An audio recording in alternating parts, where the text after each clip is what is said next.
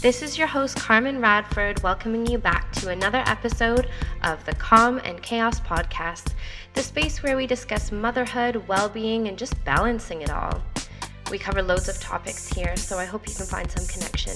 I'm going to be sharing here we go. How my husband and I met. I've just found myself sharing this story recently, and some of my friends said it might be just a fun story to share. I always like asking my aunts and uncles and my friends of all ages, but I love when, couples have been together for a while and they just love to reshare their story. Like my aunt was telling me, she hasn't shared this story in a long time, and they have this wonderful romantic story. And anyway, ours is kind of a crazy story. It's not the craziest for sure, but yeah, I hope you enjoy it. So this was nearly a decade ago now, and I had just gotten out of a toxic relationship. You just hear this so much now, and I'm so glad that there's so much awareness and there's just so much talk about toxic relationships and all the horrendous things that you go through in them. And I'm really, really glad that there's so much awareness. And I really feel that if I had been exposed to the social media talking about these things, I honestly do think it would have helped, because when you're in them, you don't know where to turn. You don't know who to talk to. Everything's flipped upside down. This person has this weird control over you, and you just don't know which way is up, and it's terrible. So I was out of that, and my next episode is going to be about this year when I turned 27 and I changed my life out of so many sort of negative things that were happening, and I just somehow I got myself out of that. But that's another one. So this one, I had come back from a semester across the country where that story will be about, and it put me on a really good path for myself for once. And I was in university.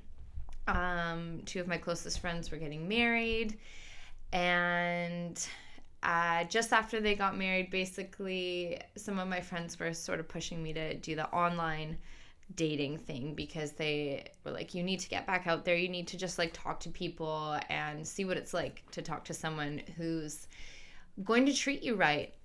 And which I didn't really know what that would be like. So I was like, fine. I got Tinder, and I was swiping, and I really just, I just wasn't into it, to be honest. I don't even think I talked to anyone. I think I got a couple heys and some messages. I just couldn't be bothered for some reason. I don't know. I wasn't in that zone, but I was appreciating that my friends were pushing me and looking out for me that way. But I was really just focused on my school and my career. And that's, that's great too. So yeah, at the end of that busy summer, I swiped right on a photo of my now husband, and we matched right away. And then not too long after, I got a really interesting message from him. It was sort of clever and fun and just interesting. There were emojis, which I wasn't really used to having in messages, and it was just a fun message. I was like, this is interesting. This is why I replied, because I thought, well, this guy's putting in some effort. And also, his location was across the world. So I was in Vancouver, BC, Canada. He was over in England, just outside of London. And that was also kind of nice. I thought, I don't even need to go on a date. I can just chat. And that's what we did. So for 4 months, we texted, talked every day. And basically, he had booked to come over to Canada, to Whistler, to go snowboarding on a snowboarding trip with his cousin. And then his cousin had bailed, those 4 months in advance. And his cousin was like, why don't you put your radius on Tinder to be across the world, like where you're going, and see if you can find someone to hang out with for the week. And little did he know I'm not a pro snowboarder.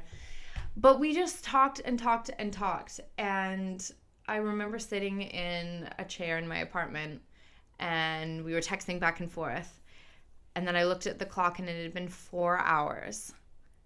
And that just blew my mind. How am I talking to this person for 4 hours in a row? What are we even talking about? Sometimes my husband and I go back because we've got these messages.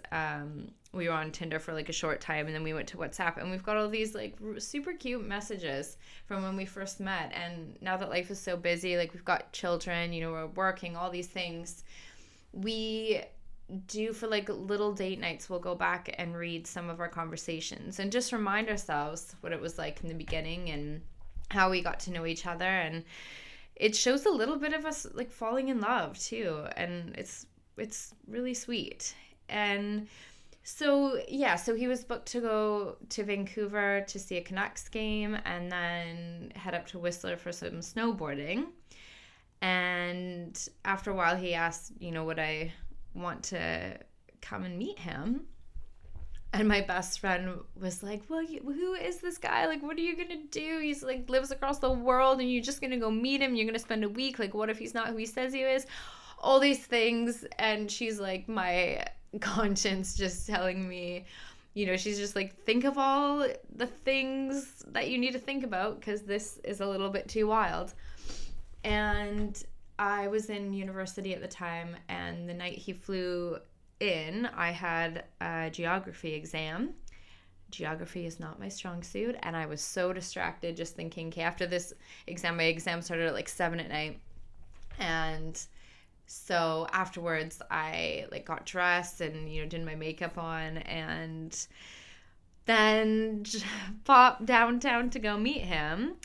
And basically met him at his hotel, and right away we just went for a walk. It was like Christmas time, there were like Christmas lights up. We went for a walk and basically thought, we got to figure out, are we these people who we've been talking to? And I know it sounds crazy, but I think because we were forced to talk and just like text, especially because of the time difference, it wasn't always like a great time to call. He'd be at work or I'd be at work and these things. And also it turns out he was like really nervous to talk to me real time, which at first my best friend was like, well, that's a red flag. Like, he won't call you and stuff. And it just turns out he was like pretty nervous and didn't want to blow it before we even met. But I think what I liked about it is I just wasn't at a point where I felt like dating, and especially not, you know, a date every weekend and just like trying to put myself out there. I just was not in the space mentally for that. And so I think that really worked for me, that we were just talking and knew that in 4 months, if we still wanted to meet, we would have the chance to meet in person. And so, yeah, I had gotten dressed. I went and met him. We like walked around the block and everything, and we both were like, wow, like this, you are exactly who you said you were, who you seem to be. And we're just really lucky, I think, that is how it worked out. And then we ended up, spending a week together up at Whistler snowboarding, and it was really magical with all the Christmas lights and, you know, just meeting someone new. You're kind of on cloud nine, just, you know, in that little mini honeymoon phase, and we just had this wonderful time. And of course my best friend, again, she was like, please have like me on speed dial and like the police on speed dial, like you don't know who you're meeting. But it was really interesting how well we got to know each other without meeting. And then after we had spent that time together, he flew back to England. I went, you know, back to my life in Vancouver, and we decided, we do want to see each other again. It could have just been that like quick, crazy little fling, and instead we thought, no, we want to put some effort into this. So 2 months later, around Valentine's Day, he flew me out to New York City because it was sort of on both of our top lists of places we wanted to go. And it's also about halfway from Western Canada and London. So we flew out there. We spent another week together, and we just walked like, everyone says you walk like 20,000 steps easily there a day, and that's what we did. And it was fantastic, and biked through Central Park and went to some of the big sightseeing spots there. And for the second time, we were sort of forced into this, like we hadn't gone on a proper date where it's like you pick me up and I'm at my place and you're at your place and we meet or whatever. That was our second time staying in the same room for a full week together, and it just worked. And yeah, we just felt like, okay, yeah, like we want to try and make this work. All the odds are still against us, but we want to do it. So yeah, we both flew home after that, and we were talking, and we decided, let's have him come out and meet my friends and family. So about 3 months later in May, he flew out and he met my friends and family, and they all loved him, and we had a great time. And it was so nice because I got to show him where I grew up, and yeah, just like did all the things that we would have done if we had lived in the same city. And so that was wonderful, and my friends and family could see that it was real. And then after that, I said, yes, I will come over to you. And it was getting like a little bit tricky to do the back and forth and long distance, and we were really missing each other. And so I moved over to England for what turned out to be about half a year. And I got to meet his family and friends and really got immersed into his life. And so that was like a really romantic first year, basically, by the time I had moved over to England. And we just missed each other enough to know that we needed to keep pursuing it. And it was pretty wild to have to, check on WhatsApp, and we had to keep things interesting from across the world. And so, we'd be sending pictures and videos and messages, and we were just like brightening each other's days, I think, for a long time. And we really love that we can look back and we can listen to voice notes from like 8 years ago, and it's really romantic that way. This is just our story. But then, so I moved to England, and I was still in university trying to complete my bachelor's degree. And so I did try. I felt a little bit like a fish out of water when I first moved over here, though, because I didn't know anyone. Everyone in his, friends and family had their own lives going on here, and I didn't have a job, and everything was just so new, and I didn't know how long I was staying there. And even though it was like amazing to be spending so much time together, I did start feeling like, what am I going to do? I want to finish my university. I, have career choices over in Canada. I have my friends and family. And then I think that's when it kind of suddenly became like, whoa, we've had a whirlwind romance for nearly a year, but it's been, it's these back and forth and long distance, and it's going to get real pretty quick here. So then I was accepted into the professional development program at my university to complete my teaching degree. So my bachelor's degree with a double minor in education. And this is what I'd been working really hard towards. And so I said, well, I'm going to go back in the new year. I have to do this. This is, something I've been working towards. And he totally understood that. And so again, we were like, we have this decision to make. Are you going to come? Are you going to stay? Are we doing long distance again? How serious are we? And I was 28, 29 by this time. And he was like, no, I'm not doing long distance anymore. I want to be with you. I know that. And so he paused his job and he came over with me. And it ended up being a year in that program. And then I walked right into a job as the music teacher at the elementary school. I had done my practicum at, and I loved it there. And he was really understanding of that. And so that was a year and a half then.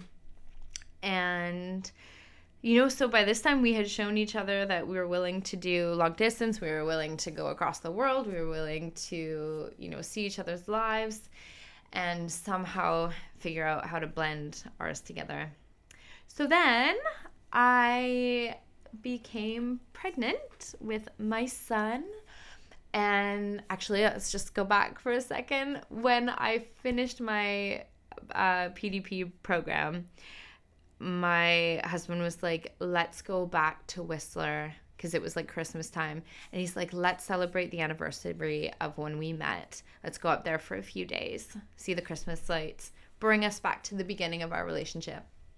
And so we did. We went up there. It was so nice because I had worked really hard, and it was a really lovely little break before I walked straight into a job a few days later.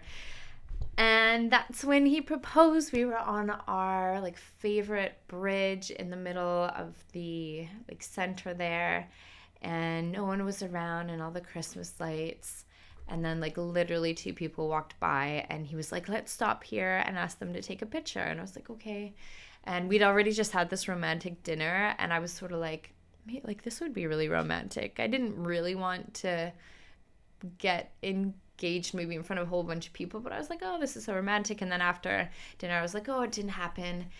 And I took off my heels, put on a sweater on and my big coat, and just, got all cozy for a little late night walk. And that's when he did it. So we asked these lovely people if they would take a picture, and then he got down on one knee, and he had this lovely little, some lovely little words, and asked me to marry him. And I said yes. And so then, I went back to real life a couple days later and got to work, and I loved my job. And then about 2 months later, I found out I was pregnant with my son, and we had already been planning our wedding. So this was, our wedding was it was so tricky to figure out. We have half our family across the world in England, half our family in Canada, spread across Canada and America is where my family is. And that became really stressful. We were like, how are we going to please everyone and not have everyone spend a ton of money? And how are we going to get everyone in one place? And we looked at other places that were halfway. But then everyone's spending money, and then we were like, well, do we just do it here and hope that some people come here? And we're like, but then that seems imbalanced.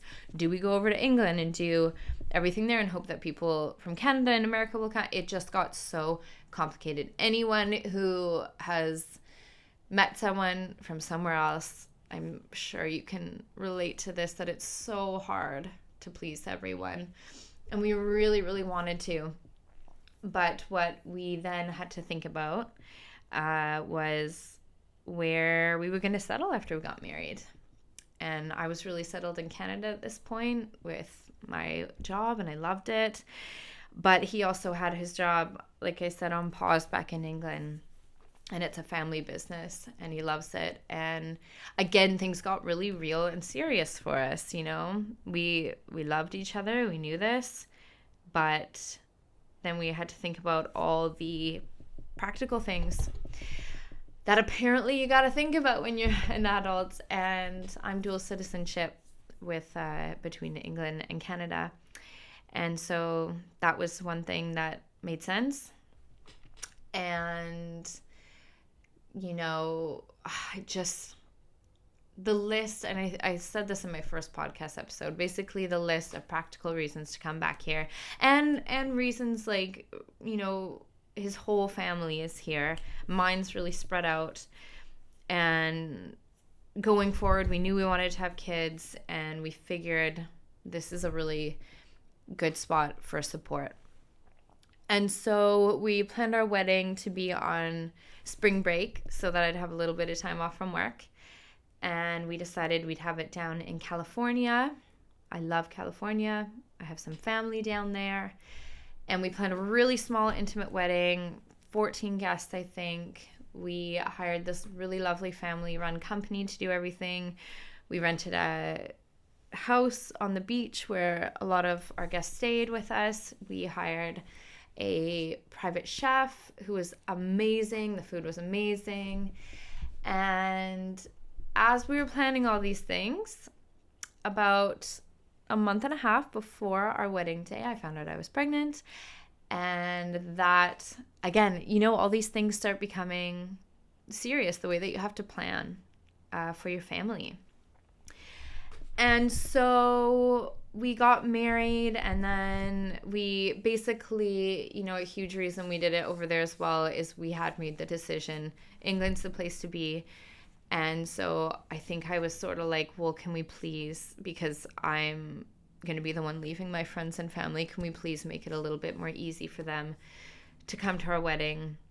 And we can always do something in England as well. But the way it worked out is basically he had about 7 people come over, and I had about 7 people come with us. And we just kept it small, and we got a video so we could show people who couldn't be there. And I don't think it's really what either of us envisioned, because when we talked about it, I was like, I want to invite everyone I know. And he was like, me too. And when you're that spread apart across the world, it's just, it didn't seem feasible. But anyway, we loved our wedding. And then I had a few more months of work. And then in July that year, when I was 5 months pregnant, we moved back to England. And I started nesting and trying to figure out a way that I could feel really settled here, because I was about to bring into the world our first baby. And that, I think what made it easier is I knew, like, that sort of mom instinct kicked in, and I knew I had to be nesting. I had to figure out a way to feel happy, settled, ready for this next step together. But there were all the tricky things too. I mean, I really needed the support of friends and family then. And with the time change, it was hard. It still is hard to even connect on, FaceTime and stuff. And these are the things that become really real. And, when people say, well, why did you move over here? I always say, well, because for love. And that remains true today. And so now we've had our second baby, and now they're both in school. And I'm honestly, if I'm being totally honest, it's still, in so many ways, I have settled here. And in so many ways, half my heart is still back in Canada. And I sometimes wonder if it always is going to feel that way. So yeah, so that's just kind of the short story of how we met, and the story of sort of how we've gotten here today. But I'd love to hear about your meet cutes. Like, how did you meet your partner, and what were the obstacles, or what were the things that made it really easy to keep going, and what are all those little details? How do we know? Because life gets hard, and then life gets romantic, and then life gets tricky, and then it gets, all the different things, and we just go through all these emotions and all these decisions, and it's a crazy ride sometimes. So yeah. Anyway, so that's our story. I'd love to hear from you. Thanks for listening. We'll see you next time.